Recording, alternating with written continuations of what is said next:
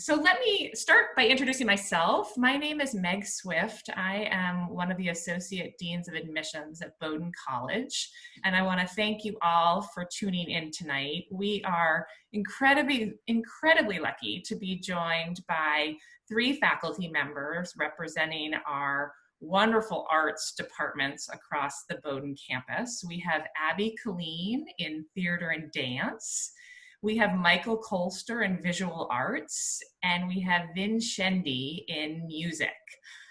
This is the first time that I have been able to do an information session with faculty members, and I am thrilled that they will be the first ones here to speak to you about their particular departments. And so what we will do in the next hour is each of them will speak about both their department as well as the extracurricular opportunities available for students. So they'll take you through a bit of a tour. And then as you're listening, feel free to put more questions into the question and answer, because we will circle back at the end, and I will, or midway through, and I will be posing those questions out to our panelists so that they can specifically respond to your particular interests. So without further ado, we are going to get to hear from theater and dance first. So I'm going to turn it over to Abby. Hey everybody, I'm so glad you could join us today. It's so fun to take some time in the middle of the summer and really reflect on what our department does and what the arts can do in general. So I put together a little something that I'm going to try to share now. Here we go. And let's see, I think it's going to come up. Is it showing in the? Yeah. Awesome. Okay, so here we are. You are at an information session for Bowdoin College. And I'm going to tell you a little bit about the Department of Theater and Dance. I think the key of the guiding principle of what we do in our department is that we blend theory and practice with the goals of creating, work, exploring, and transforming our world. Our learning goals are based really on this quote that you can read. It's also on our website. But we believe that it is the blend of theory and practice that makes artistic innovators. In our classes, our majors, our minor tracks, they're all rooted in the firm belief that until you know, you can't make. And until you make, you can't know. Oh, here we go. And this is a picture from one of our more recent productions, because sometimes another thing that's really important to remember is that the practice of the arts broadly, and certainly theater and dance, which I'm a theater practitioner and specialist, they're also really fun. So the pictures of what we're able to do with our resources and in our spaces can really help flesh out what it is we're doing in our program. Besides our class offerings, which are pretty significant, we have a rotating season selection that includes classical drama. You may guess from the little you can see of the costumes here. This is Shakespeare's Henry VI Part 2 that we did in March of this year. We perform we have a couple of different performance spaces, Main Stage Theater, that is one of the largest gathering space on campus, about 500 seats, Pickard Theater, and Wish Theater, which is a flexible space. The seats can move all around. I've seen shows in every configuration in that space. And our department is housed in two buildings, Memorial Hall, which houses the theater side of our department and where those two theaters are located, and the Edwards Center for Art and Dance, which my colleague Michael's going to talk about, because it's also the home of visual art, but dance is there as well. And we have a number of dance and acting studios where we hold classes. Our projects are pretty well funded and designed by professional designers in the field and directed by professionals in the field or faculty members. And students get to assist students who may not be focused on acting can assist professional designers and directors as part of their course study. And our work study program is a way that students can be involved in the technical side of theater. If that is your area of interest or something you're interested in learning, you can be trained and work our productions as a technician while as part of your financial aid package. This design was also for Henry VI, and it was all ropes, and this picture does not do it justice. Each time a rope moved, we were in a new setting. It was quite extraordinary, designed by our visiting faculty member, Germán Cardenas Alamino. We also have the benefit of being in Maine, which is not a metropolitan center. So we get to do premieres of works very often. This is a premiere of Lynn Nottage's Sweat, which won the Pulitzer Prize in 2017.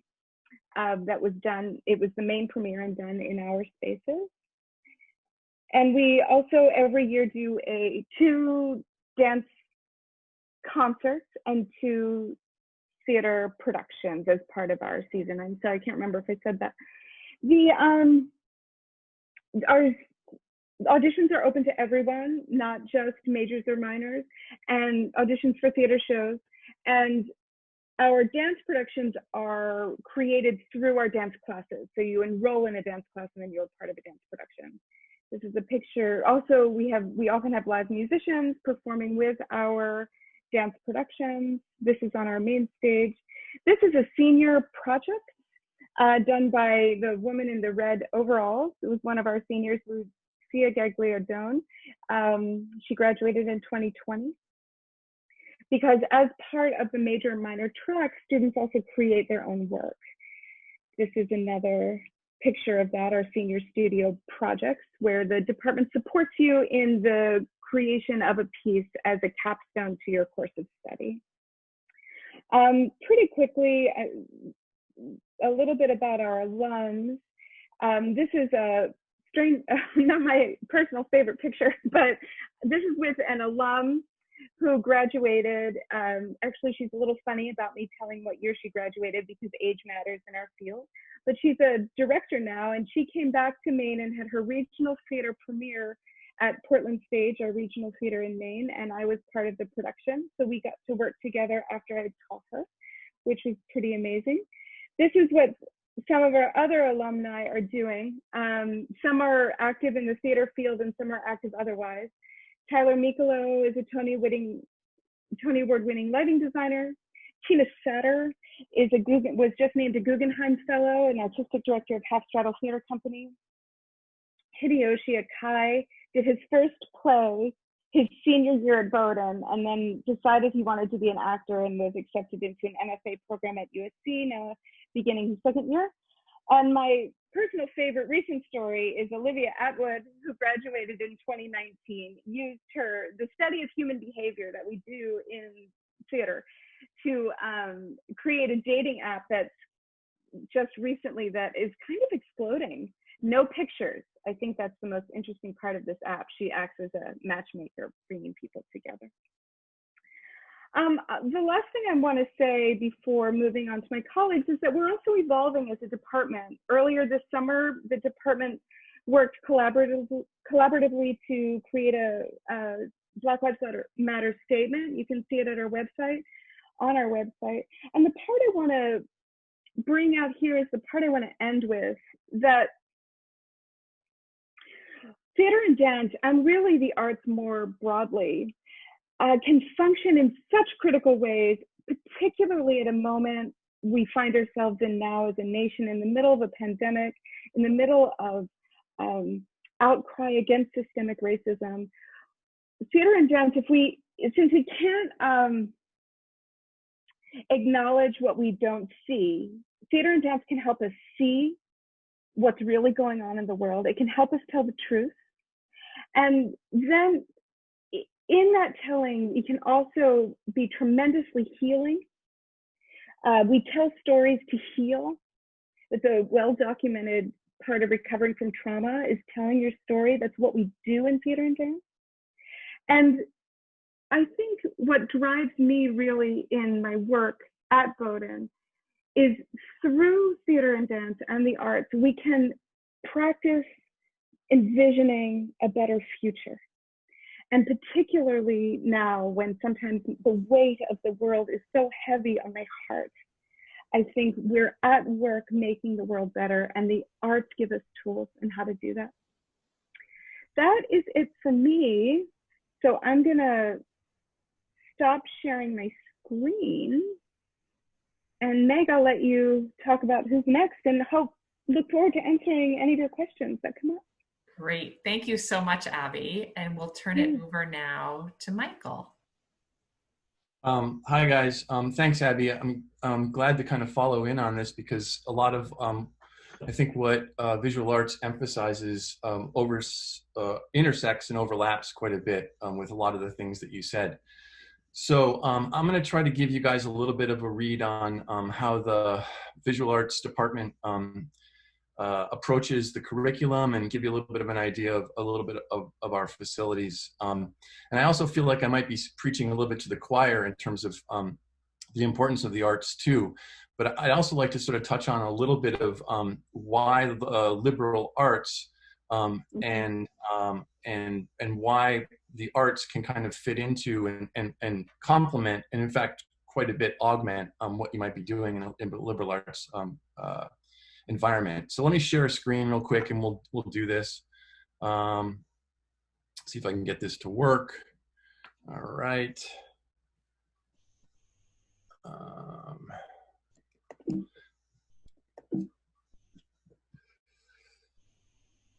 Does that seem to be shared?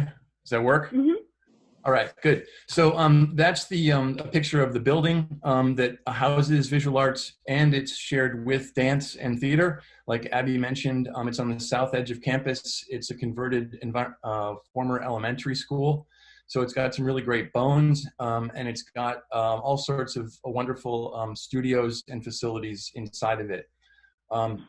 It really serves as a kind of wonderful hub for the arts, at least visual arts and dance certainly. And one of our emphasis is, one of the things we like to emphasize in the department is how much direct observation of the world gives you sort of a better understanding of how problems and to engage in certain ways that other. Can you guys see me still? You good? All right. And I'm going to just read off of this because I think it's kind of better said than I could come up with off the cuff. The crux of being educated as a liberal arts student in our visual arts department is to examine the relationship between knowing and seeing. There's a nice dichotomy that Abby set up earlier, which was about knowing and doing. And I think that that's a similar kind of a dichotomy that's trying to be teased out here too.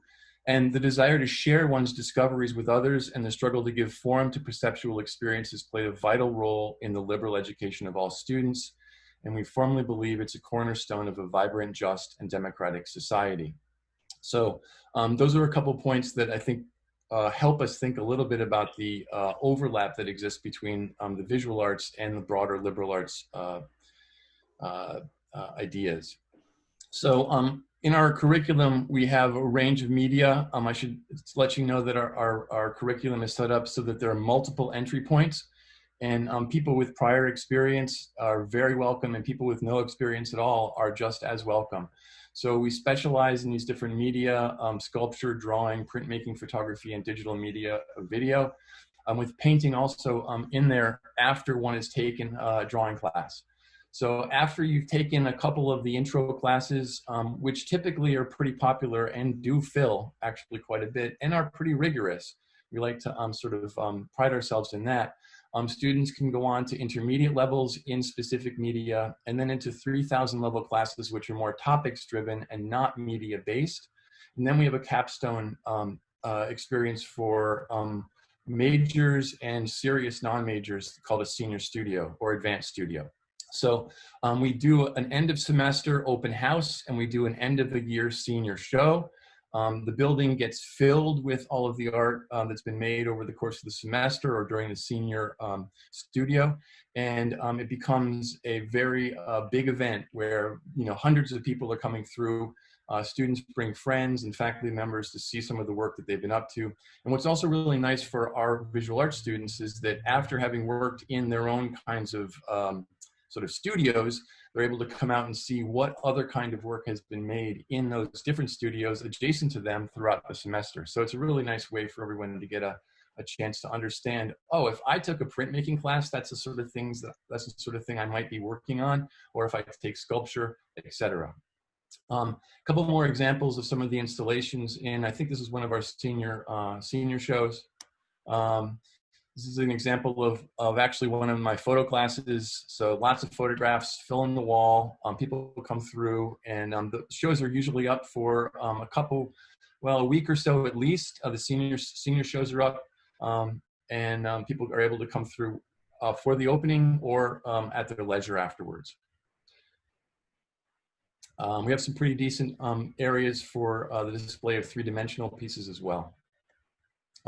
We also feature a pretty wonderful artist in residence program.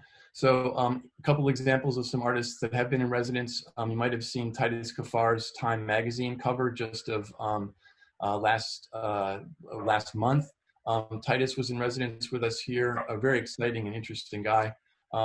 Wendy Ewald, a photographer, was with us a couple years ago.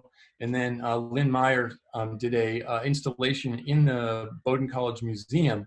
And while she did that, she was also serving as an artist in residence here. It was a really wonderful opportunity for students to interact with her as she was literally installing a show of drawing on the walls there. And it's kind of an interesting story because the installation was constructed in such a way that you could actually take those lines and use your phone to read the lines that would then generate sound. So it became a musical instrument to some extent.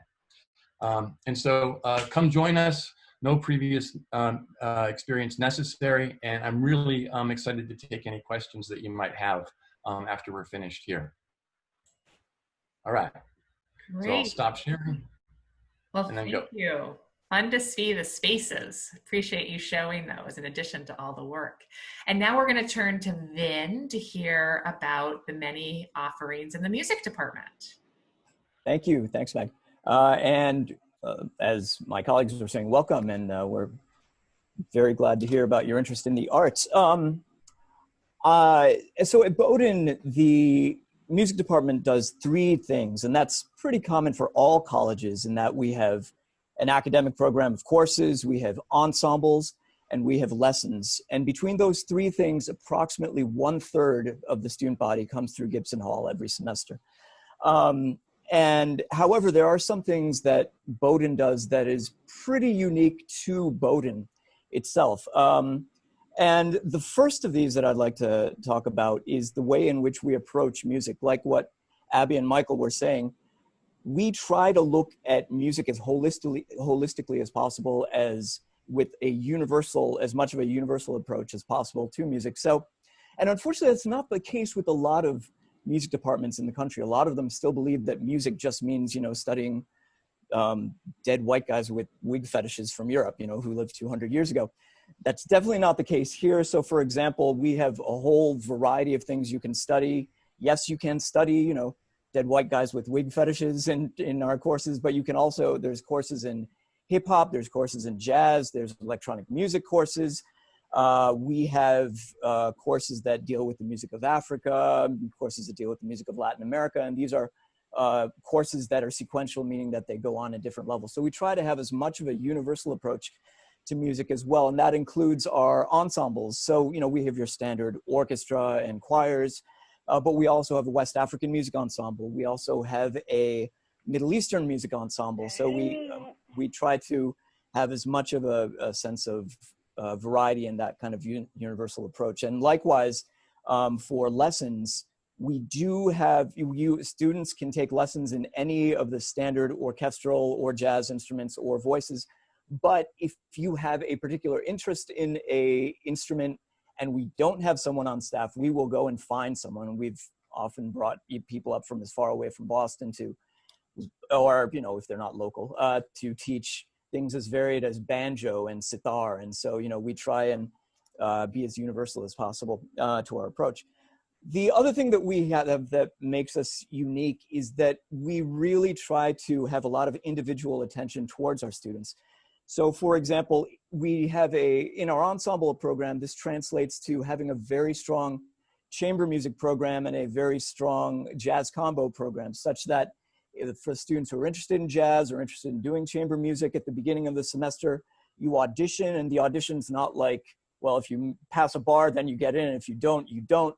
Rather, it's to kind of pair students together so that we can form string quartets or piano trios or jazz combos where everybody's at a similar level, and so they all grow together, rather than an ensemble where someone who might be really accomplished gets frustrated with someone who might be a beginning piano player who gets frustrated, you know, for the opposite reason, I should say.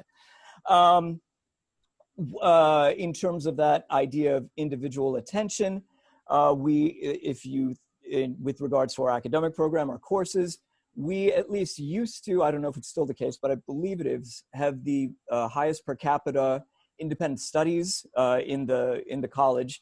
And these kinds of independent studies that students propose are wonderfully varied. So I'm a composer, and so most of the things that I oversee are in composition, but even there, we've had students who've written musicals. We've had a computer science music double major who wrote a full-length concert for cello and interactive computer, where the cello was listening to what the computer was listening to what the cello was playing and responding in kind. We have had students who have done film scores, so it's a whole wild, as well as piano concerti, so a whole wide variety of things, and everything that we have in those independent studies, we do have it performed. Likewise, in our non-composition theory courses, you know, students also do a lot of independent studies there, and if you are a major, then you have to do one of them, but still, we have a lot of non-majors who still do these independent studies in music. We've had, for example, a student who decided to, for a independent study that was more geared towards music in social and historical context, did an independent study where she went down to New Orleans and then post-Katrina did a ethnography on how the marching bands in New Orleans have changed post-Katrina and how they're still trying to define the parish and the character of the parishes. So, you know, it's a wide variety of things that are there. The last thing that I want to talk about that really makes Bowdoin unique is that we have, as opposed to a lot of small liberal arts colleges where it's just a general music major, you can do a general music major at Bowdoin, but we also have 3 different concentrations. And those concentrations are in theory composition, or in what we call music in social or historical context. So looking at how music interacts with politics or economics or history, or so a kind of more humanist sort of approach to studying music. And then one can also major or minor in performance. And so we have all of those different avenues, and students can either do a general thing that is that equally dips into all 3, or really concentrate in one of those areas. I realize that I'm limited in time, so I apologize if I'm running through things. Plus, I apologize for not having a neat slideshow like Mike and Abby too. But there's lots of information, and you know, lots of like mini movies and stuff on the college website if you're interested in checking that out at the department website.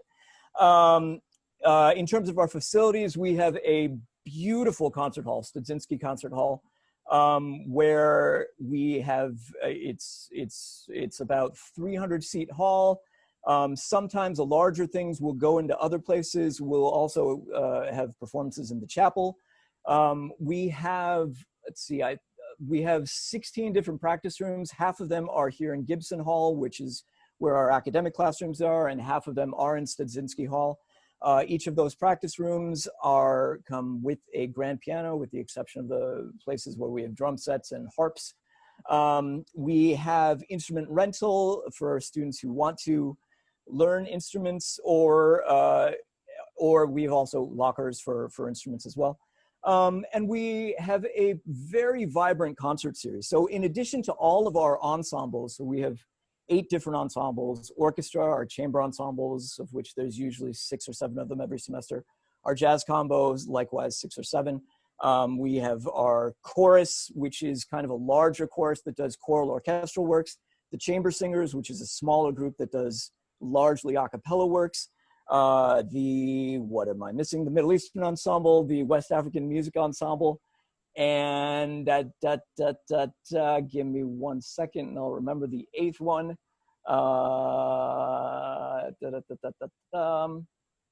Did I say the orchestra? Kazoo. Sorry? Kazoo. No, Kazoo. And so, in addition, and so each of those ensembles do 1 or 2 concerts every semester. And in addition to that, we have our own concert series where we bring in artists from all over. Because we're also affiliated with the Bowdoin Summer Music Festival, we get a lot of the people who are faculty there. So these are faculty who are performers from Eastman or the Royal School of Music in London, and sometimes they come through. So we have ensembles like that, and that's also varied program. We've had sitarist Usman Khan here. We've had bassist Edgar Meyer here. We've had the Yin Quartet comes every year. And every time we get someone to come in from the outside, those performers also give master classes to our students who are interested in music. Let's see, what else? In terms of alumni, so we don't have a lot, even though we have, as I said, 1/3 of the campus that participates in music. The number of actual music majors that we have every year is fairly small. It's about 5 to 10. So we get a lot of people who are interested in music and can participate in music at the highest level or at really any level that they choose, but that they don't have to be a major or minor in order to do that. We've had alumni who have gone more of a music route, so for example, Tim Cantor, who is the head of string faculty at University of Arizona and a member of the Larchmere Quartet, is a graduate, but we've also had students who've done wonderfully varied things. The Google Play streaming service originally came out of something called Songza, which a Bowdoin music major was a co-creator of. We've also have students who are physics and music double majors, one in particular, Jeff Friedlander, who designed new kinds of high-end ribbon mics. So, it's all kinds of varied things that are not necessarily exactly, with music performance or composition, though there are a lot of those, but a whole wide variety of things. And I think that goes back to the kind of way that we try to have a universal approach to music.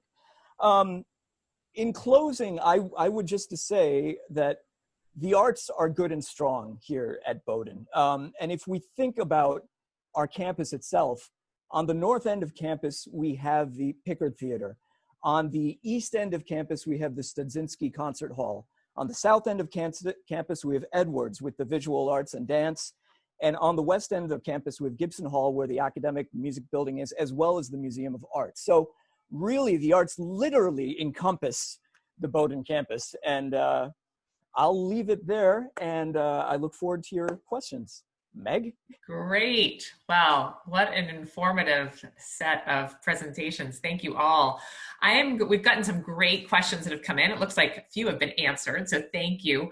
I'm gonna try to ask a question that is specific, but one that I'd love each of you to answer for your own department. So the first is, I play the cello, but I don't think I'll be pursuing a music major. Are there still opportunities for me to play in some sort of orchestra? So we'll start with Vin, but I think the question can also go to both Abby and Mike in their respective fields.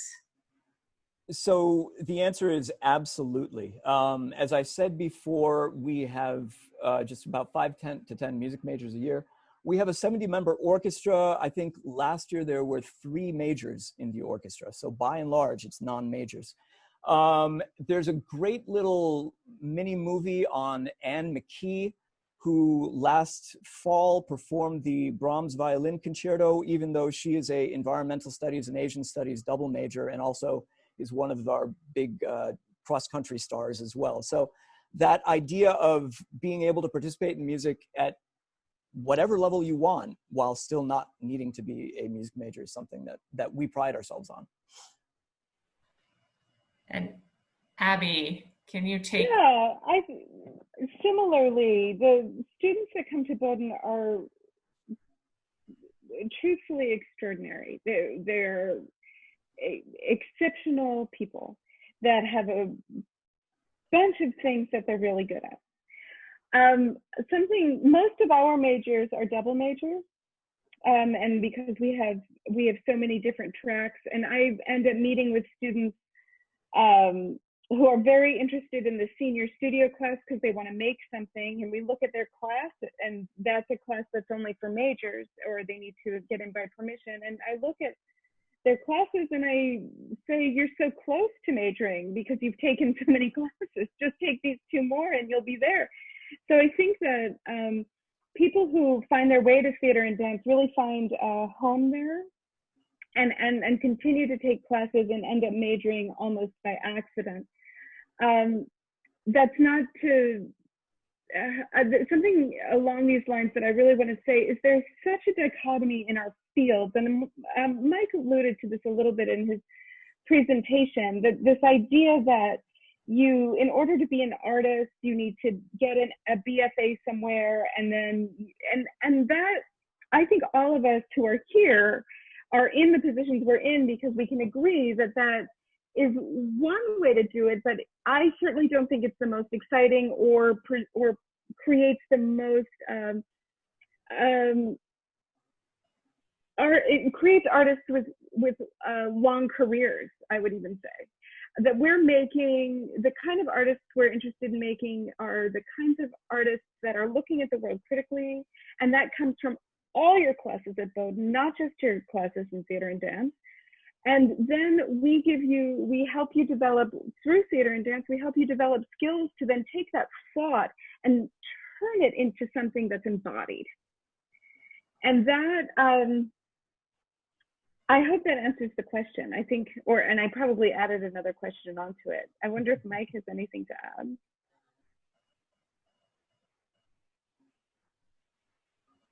Mike, I think you're still on mute. Yeah, sorry. What was the question? The question is, if you are not a major, how do you take advantage of the arts? Okay. Sign up for a couple of classes and try it out because that's all you have to do. I mean, the classes that are available, they're designed for people that have minimal experience, if not any at all. If you have experience, that's fine. We'll break those bad habits for you. And so, take some classes and see what it's like. One of the things I think Abby was talking about this, really, I think if you're going to come into a place like Bowdoin, try your best to not think too rigidly about what you're going to study or major in, and see what happens when you take a broad selection of classes. And one of those classes should be, I think, in the visual performing arts. One thing we didn't mention yet is the fact that the college does have distribution. Distribution requirements of You're going in and out a bit there, Mike. Along with a couple others. Naturalists. Well, did the point that every student at the college has to take a visual and performing arts class come across? Yeah. So no, it does. that okay.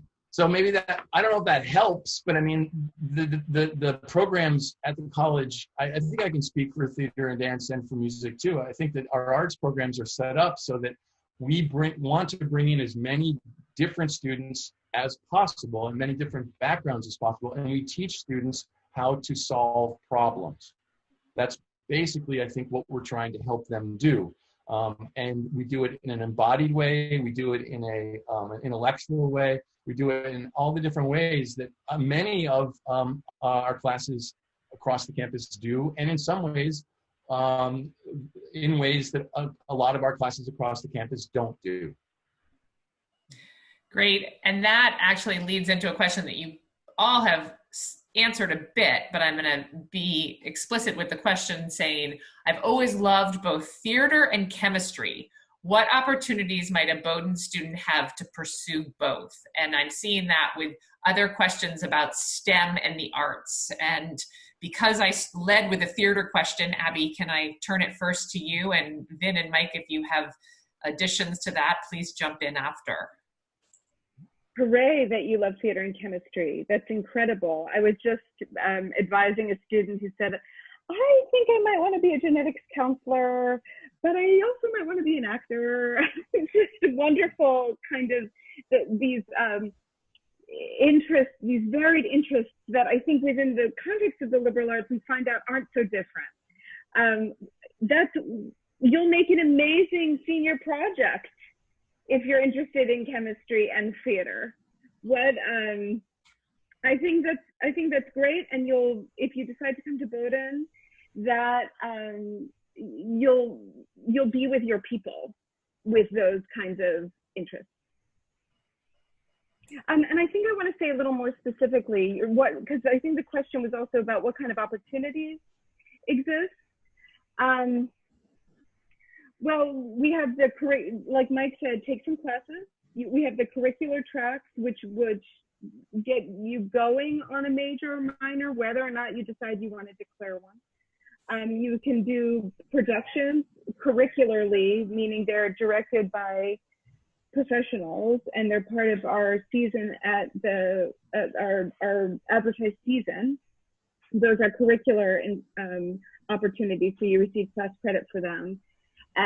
Or there are a number of clubs you can be involved with if it's something that you just want to stay involved with and want to keep doing without the guidance and critical engagement of the department. I personally don't recommend that. I think you should take classes. We're so eager to teach in these forms and there's so much to learn.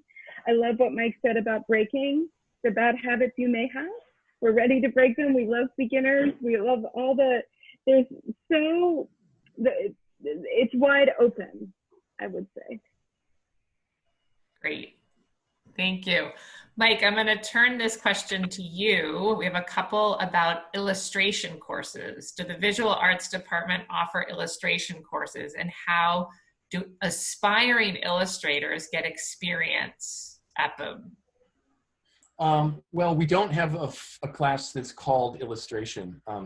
We have classes in the different media that I mentioned earlier, and I think that one of the things about illustration is that you have in a way a concept, and then you need to think about ways in which you can visually draw out or somehow bring forward visually aspects of that concept or that idea. And I think that to some extent, to a great extent, actually, all of our classes ask you to try to think about how to solve that kind of problem. So in the drawing class, you're going to get amazing instruction in how to do a very good job of rendering different aspects of the real world that you observe in a drawing. And then in a photo class, you're going to be having to think a little bit about how you solve the problem of making a clear representation of what's inside the frame so that someone else can understand it and see it, and even understand what you might think about it or what kind of concept might be behind it in the first place. So what I would say is that we don't teach design classes per se. We don't teach illustration classes per se, but all those kinds of challenges are deep embedded within across the board.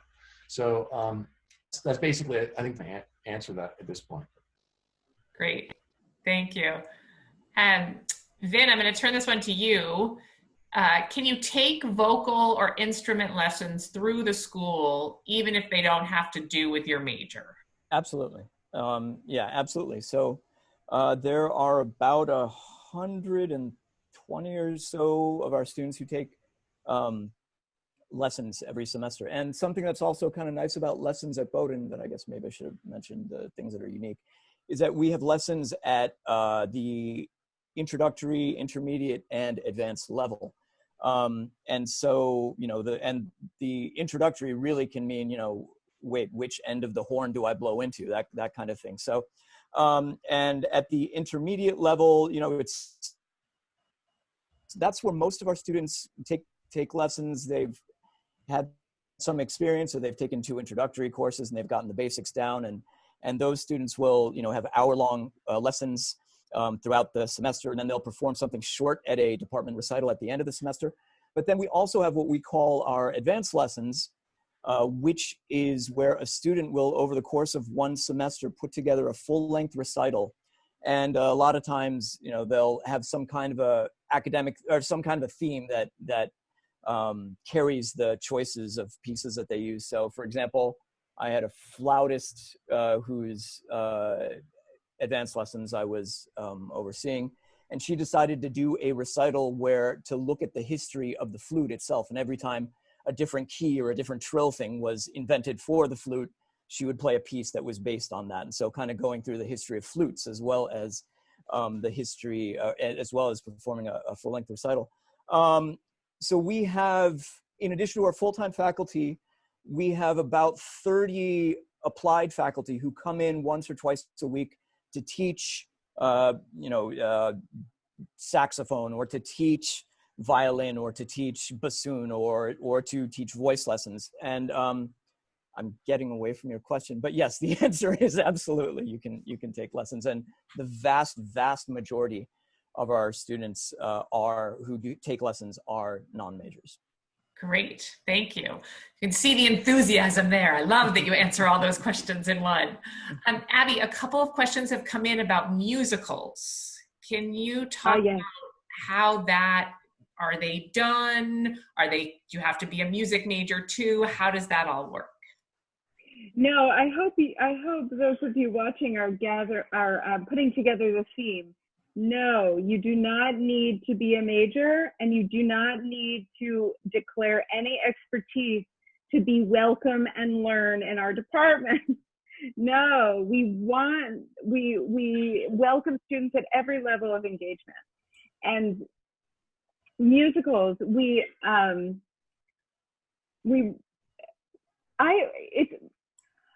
see me hesitating because I know I can't quite remember how often we do musicals, other than we do them often pretty much based on student demand.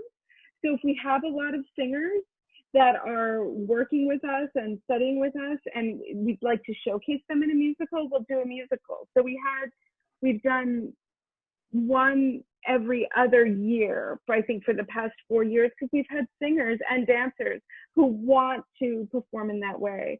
We have the luxury in choosing our production season for thinking, what do our students need? What do they want? What do they need? And how best can we highlight them? Who's graduating? What genre have they not experimented with yet that they could really thrive in? So musicals, yes, happen, and they do happen in collaboration with the music department when we put them on. Great, thank you. Can I just add there, Abby, that there's also student groups who are devoted exclusively to musicals, right? Yes,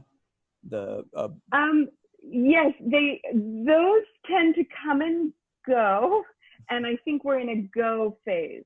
But if they come, you can. Yes, we did have a student club that for a while wanted to do a lot of musicals, and they did. Okay, Vin, here's a question for you. Does Bowdoin financially support student-created ensembles and bands? Student-created ensembles and bands. Yes, they do. So there is a fund that Bowdoin students can apply to for any kind of on-campus thing. It doesn't have to be just for music and whatnot. And I know that, there is a group on campus called the Bowdoin Music Collective, and they get a huge amount of their budget from this fund. It's some kind of gigantic number of dollars that's in this fund. I can't remember. But so they get a lot of money from that for which to maintain the recording studio that we have for students that is outside of the music department. They also get money from that to, have different kinds of performances and to hire people to do sound for those performances. And so, yes, you can. It doesn't come through the music department, generally speaking. Sometimes it does if there's some crossover, like we've helped out there were students who really wanted to put together a pet band, so we helped them out in that regard. But by and large, it comes from the Student Activities Fund that a lot of those things come from. Great, thank you. Here is a question, and maybe someone listened to our general information session and heard a big emphasis on the common good, which is a big trait at Bowdoin. I was wondering what sort of opportunities the art program provide to connect the arts with community service and allow students to use their artistic voices to advocate for social justice. And I think we could add that also to theater, to dance, and Mike, for you to respond to as well. But starting with Vin.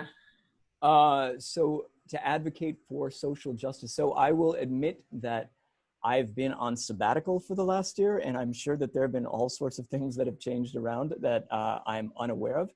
But I know that in the past, music has done a lot of things in the community.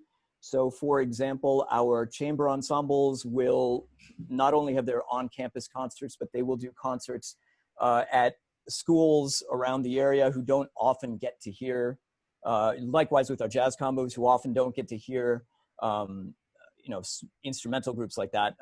And in that sense, we also have students on campus who give lessons in the community to students who are just starting out.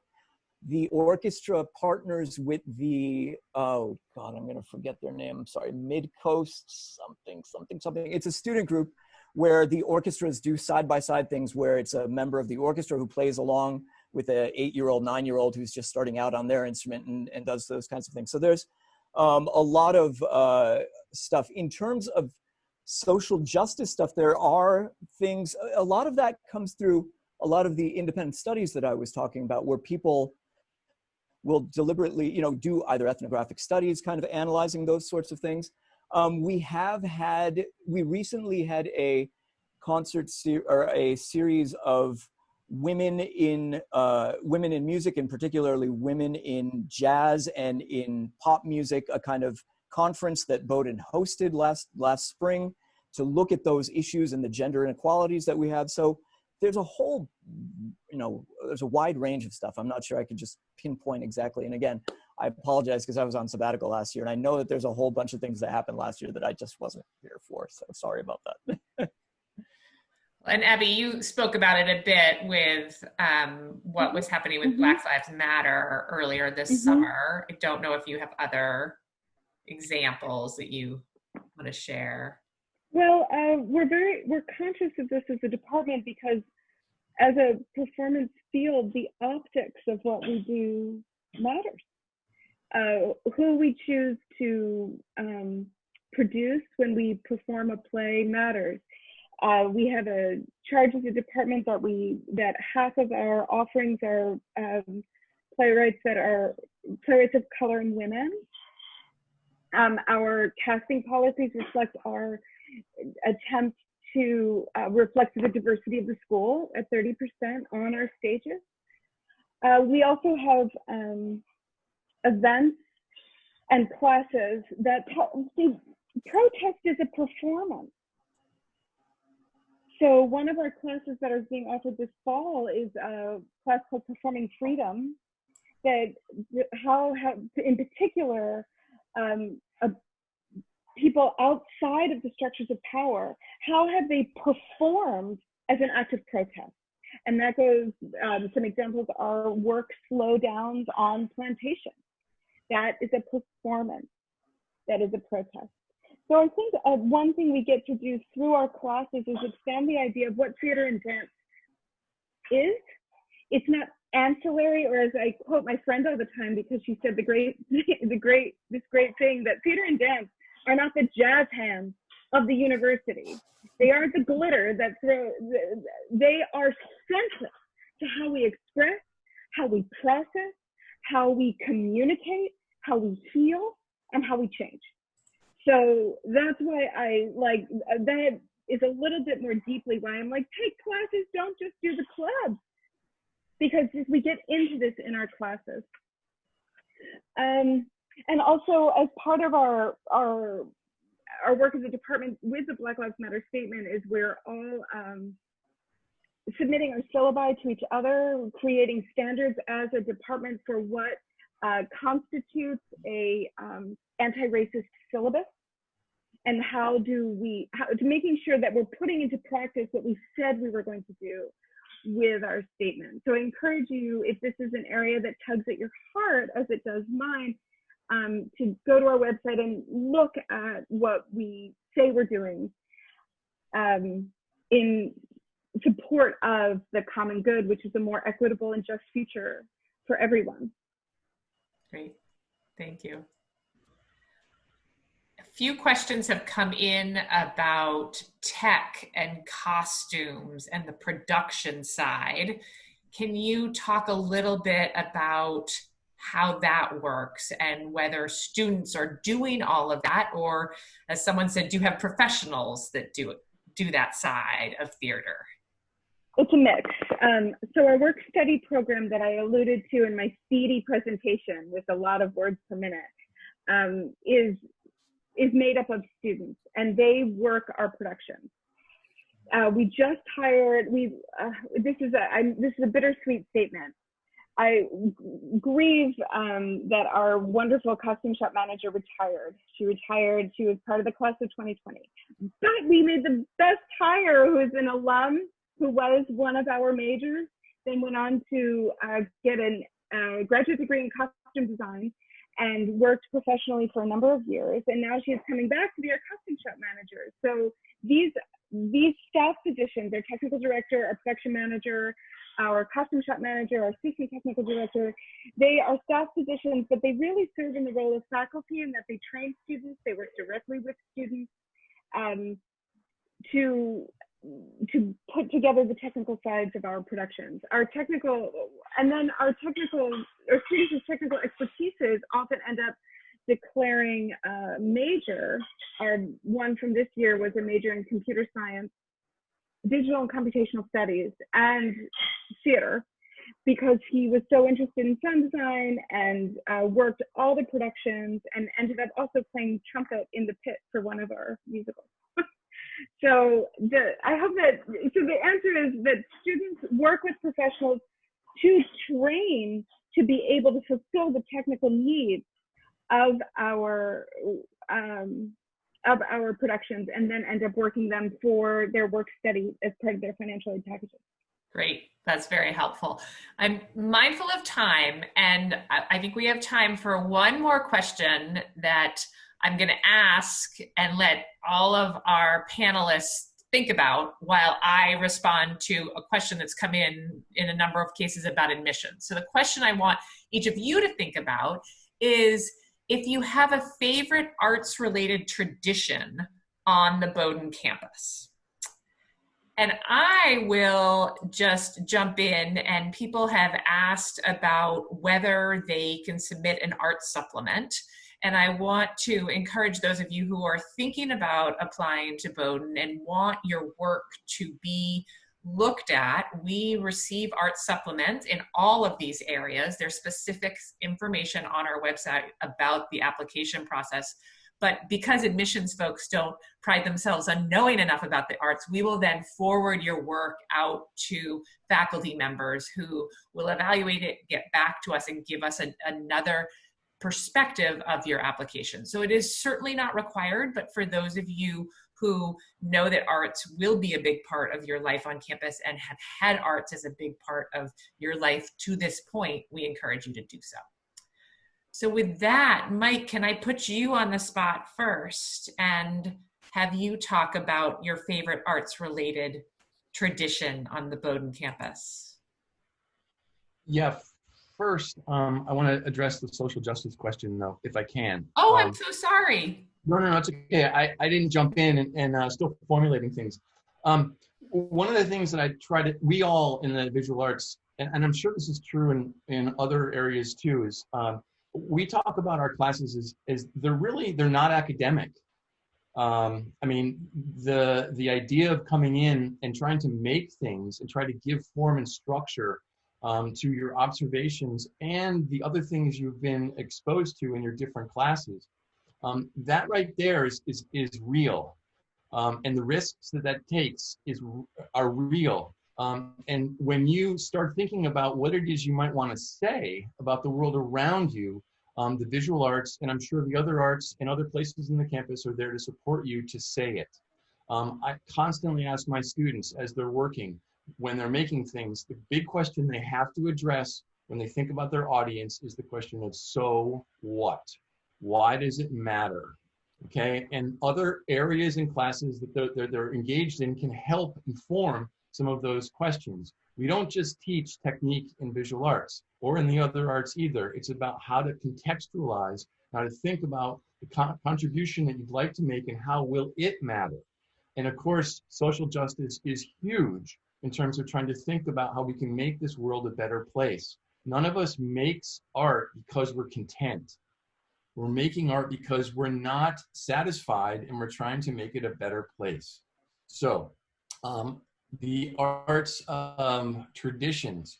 Well, one of the things that I think are worth mentioning is that we have really wonderful openings at the museum. And so I think about it as a tradition for us to gather as a community and go in and see amazing things that museum puts on the walls. I mentioned earlier too, a way we model that a bit in our own department is throwing these end of semester open houses. And it becomes a tradition where we welcome the president and his wife. We welcome faculty members from a broad variety of disciplines and a whole bunch of students to come in, and we raise a glass to the achievements of those students in that building that are displayed in our hallways and in our different classrooms and studios. So I'll just make the plug for that right there. Great, thank you. Vin, what about you?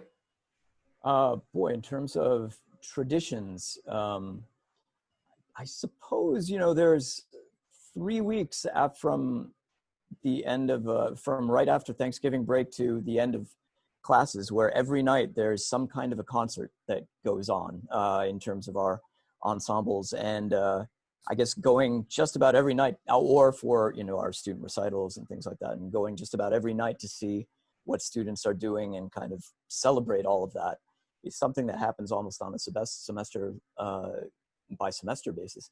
We also have some other things like a lot of times there's kind of impromptu jam sessions that happen in the music department with faculty and students, and all those are kind of fun. Yeah, I guess, that would be what I would suggest. Yeah. And Abby. I want to say something very quickly about the art supplement, if I may, yes. Meg, since you mentioned it. I don't want those of you who are watching, to feel nervous about the art supplement. What actually may be a lot more instructive to theater and dance is a short self-tape of why you love it or why you're drawn to it, more than some highly produced snippet of your high school musical. All the faculty in theater and dance are more interested in you than in what you've already done. So let me free up the parameters of the art supplement a little bit, because it's a little tricky. And sometimes it's not easy to gather those materials. So if you have a hard time gathering the materials, or you're not sure of what it should be, talk about why you're interested in the art form. And a tradition,